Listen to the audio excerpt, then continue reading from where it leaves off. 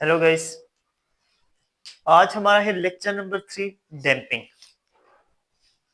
Damping क्या होती है, कब होती है, इसकी रीजंस क्या हैं, इससे क्या इफेक्ट होता है, सिंपल पेंडुलम के केस में क्या होती है, और हमारे पास मास अटैच्ड स्प्रिंग में कहा कैसे होती है, वर्क करती है, और इसकी इंपॉर्टेंस या एप्लीकेशंस क्या है। तो सबसे पहले हमारे पास डैम्पिंग है या रिडक्शन है।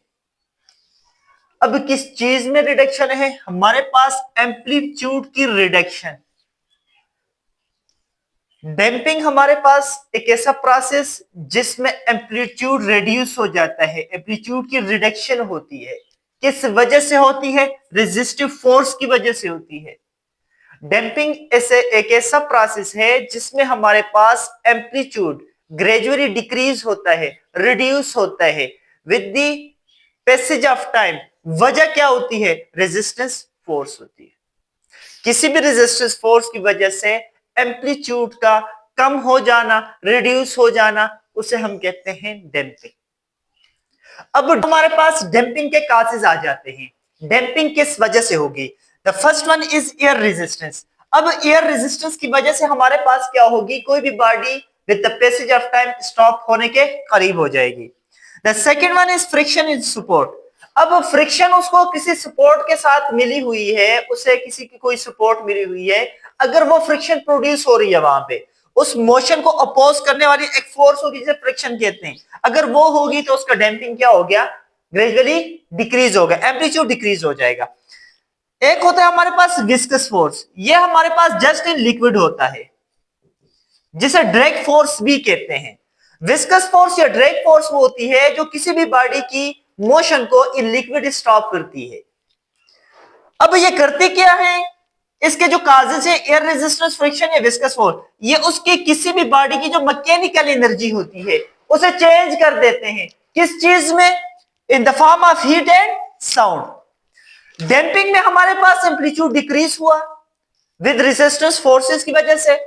अब रेजिस्टेंस फोर्सेस की वजह से क्या होता है? उसकी मैकेनिकल एनर्जी जो है वो हीट एंड साउंड एनर्जी में क्या हो जाती है?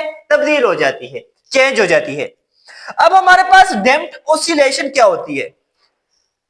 जब एक बॉडी ऑसिलेट करती है टू एंड फ्रो या अबाउट इट्स मीन पोजीशन, कोई रेजिस्टिव फोर्स उसकी ऑसिलेशन को अपोज करे, उसकी ऑसिलेशन के एम्पलीट्यूड को डिक्रीज करे, उसे हम क्या कहते हैं? Damped oscillation. जब ऑसिलेशन के केस में हमारे पास एम्पलीट्यूड की रिडक्शन आ जाती है, ये एम्पलीट्यूड ग्रेजुअली डिक्रीज हो जाता है with the passage of time due to resistive forces, उसे हम क्या कहते हैं? Damped oscillation. अब इसका इफेक्ट क्या होगा? अगर डैम्पिंग होगी तो हमारे पास सबसे पहले एम्पलीट्यूड डिक्रीज हो जाएगा। एम्पलीट्यूड क्या हो जाएगा? डिक्रीज हो जाएगा। ग्रेजुअली एम्पलीट्यूड हमारे पास क्या हो जाता है? डिक्रीज हो जाता है। The second one is energy decreases. अब क्या होगा? एम्पलीट्यूड तो डिक्रीज हो रहा है, अगर एम्पलीट्यूड डिक्रीज हो रहा है तो मींस एनर्जी डिक्रीज हो रही है। The third one is motion stops gradually. अब फॉर एग्जांपल हमारे पास सिंपल पेंडुलम का केस ले लेते हैं। अब यहां इसकी मेन पोजीशन है, अब मैं इसे एक्सट्रीम पोजीशन पे लेके जाता हूं, इस एक्सट्रीम पोजीशन पे।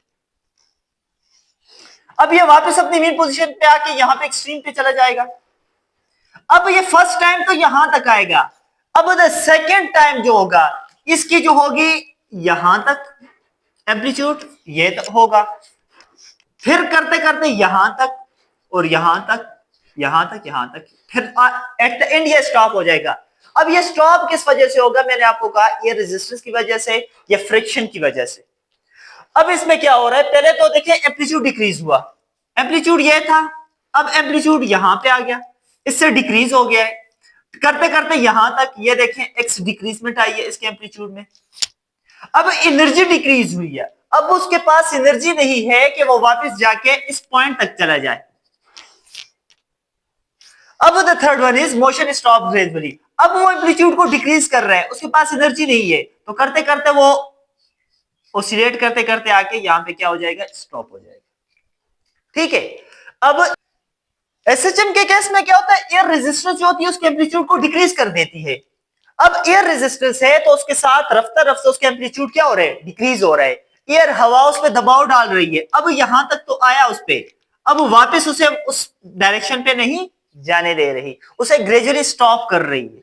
ठीक है, अब एयर रेजिस्टेंस ने उसके एम्पलीट्यूड को डिक्रीज किया, इसका मतलब यह है कि एनर्जी लॉस्ट हो रही है। ओसिलेशन के दरमियान, टू एंड फ्रो मोशन के दरमियान उसकी क्या हो रही है, एनर्जी क्या हो रही है, लॉस हो रही है। And the pendulum eventually stop. अब क्या होगा, जो सिंपल पेंडुलम जो है वो हमारे पास क्या हो गया, इवेंचुअली स्टॉप हो जाएगा। ये जो पेंडुलम है करते करते करते करते रफ्ता रफ्ता ये क्या हो जाएगा, मेन पोजीशन पे स्टॉप हो जाएगा।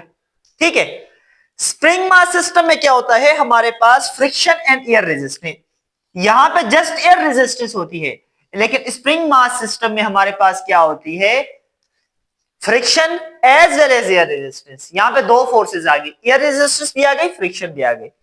अब क्या हो रहा है, एनर्जी लॉस हो रही है, तो मोशन आहिस्ता क्या हो जाएगी, डाइज हो जाएगी, स्टॉप हो जाएगी। ठीक है, अब इसकी इंपॉर्टेंस आ गई। इंपॉर्टेंस ऑफ डैम्पिंग हमारे पास सबसे पहले है शॉक एब्जॉर्बर्स। व्हीकल्स में हमारे पास शॉक एब्जॉर्बर्स जो होते हैं वो डैम्पिंग की वजह से होते हैं, उस पर डैम्पिंग का कानून, डैम्पिंग की एप्लीकेशन है जिसकी वजह से उसकी शॉक जो होती है वो रिड्यूस हो जाते हैं। सिज्मोग्राफ हमारे पास, यहां पे भी हम इसके एप्लीकेशन है, डैम्पिंग को यूज करते हैं।